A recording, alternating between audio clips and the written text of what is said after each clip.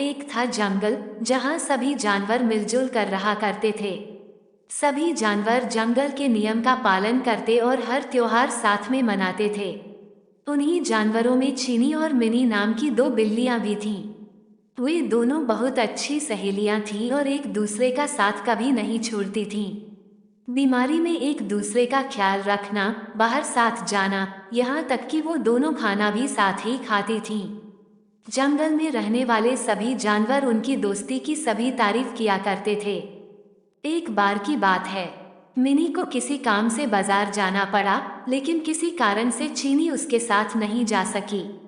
चीनी का अकेले मन नहीं लग रहा था, तो उसने सोचा कि क्यों न वो भी बाजार घूम कर आए। रास्ते में चलते हुए उसे एक रोटी का टुकड़ा मिला। उसके मन में अकेले रोटी खाने का लालच आ गया और वो उसे लेकर घर आ गई। जैसे ही वह रोटी के टुकड़े को खाने वाली थी, तभी अचानक मिनी आ गई।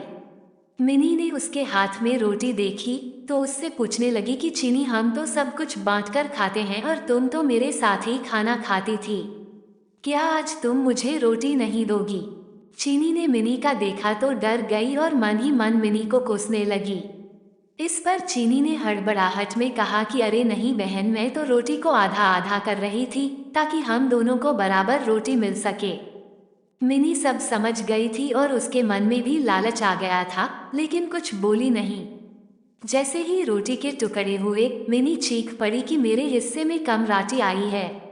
रोटी चीनी को मिली थी इसलिए वो उसे कम देना चाहती थी। फिर भी वो बोली कि रोटी तो बराबर ही दी है। इस बात को लेकर दोनों में झगड़ा हो गया और धीरे धीरे यह बात पूरे जंगल में फैल गई। सभी जानवर उन दोनों को लड़ते हुए देख रहे थे। उसी समय वहां एक बंदर आया और उसने कहा कि मैं दोनों के बीच में बराबर रोटी बांट दूंगा। सभी जानवर बंदर की हाँ में हाँ मिलाने लगे। न चाहते हुए भी दोनों ने बंदर को रोटी दे दी। बंदर कहीं से तराजू लेकर आया और दोनों ओर रोटी के टुकड़े रख दिए। जिस तरफ वजन ज्यादा होता, वो उस तरफ की थोड़ी सी रोटी यह बोलकर खा लेता कि इस रोटी को दूसरी तरफ रखी रोटी के वजन के बराबर कर रहा हूँ। वो जानबूझकर ज्यादा रोटी का टुकड़ा खा लेता, जिससे दूसरी तरफ की रोटी वजन में ज्यादा हो जाती। ऐसा करने से दोनों ओर रोटी के बहुत छोटे छोटे टुकड़े बचे। बिल्लियों ने जब इतनी कम रोटी देखी तो बोलने लगी कि हमारी रोटी के टुकड़े वापस दे दो, हम बची हुई रोटी को आपस में बांट लेंगे। तब बंदर बोला कि अरे वाह, तुम दोनों बहुत चालाक हो, मुझे मेरी मेहनत का फल नहीं दोगी क्या?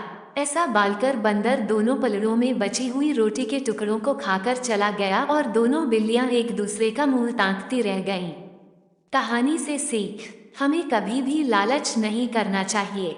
जो कुछ भी हमारे पास है, हमें उससे ही संतोष करना चाहिए और आपस में मिलजुल कर रहना चाहिए। लालच करने से जो हमारे पास है, उससे भी हाथ धोना पड़ सकता है।